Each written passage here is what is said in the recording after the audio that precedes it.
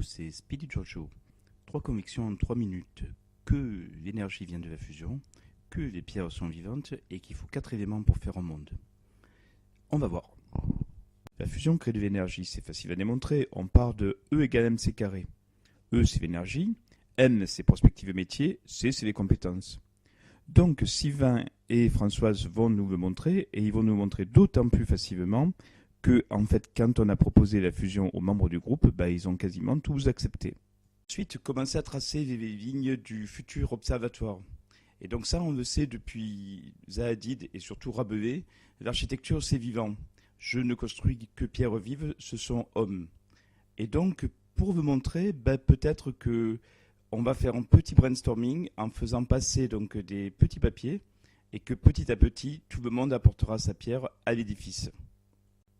Donc, dernière conviction, c'est qu'il faut 4 éléments pour faire un observatoire.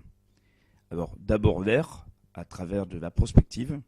La prospective, c'est une science, c'est quelque chose qui rassemble des éléments, qui fait des hypothèses et qui voit un peu plus loin, par exemple, qui voit la pluie avant qu'elle tombe.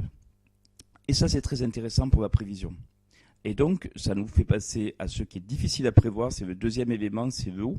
C'est son caractère un peu particulier, un peu insondable, comme disent les Chinois.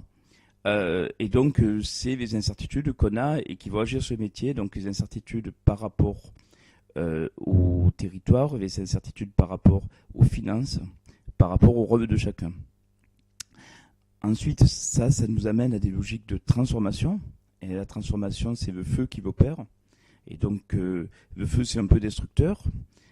Mais c'est aussi créateur. Et donc, de fait, ça me fait beaucoup penser aux nouvelles technologies et à tout ce qu'elles vont pouvoir apporter. Et le dernier point, ça va être donc le retour sur Terre, quand même, pour aller vers des choses terrestres, comme les référentiels de compétences, les plans de formation, des choses concrètes.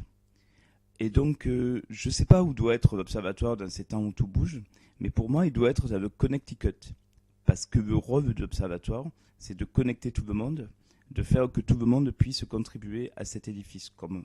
Et donc, par rapport à ça, ce qui est très important, c'est que au sortir de ce séminaire, on ait une maquette de l'observatoire. Une maquette, quelque chose qui rassemble des personnes et quelque chose qui donne un plan d'action avec des étapes.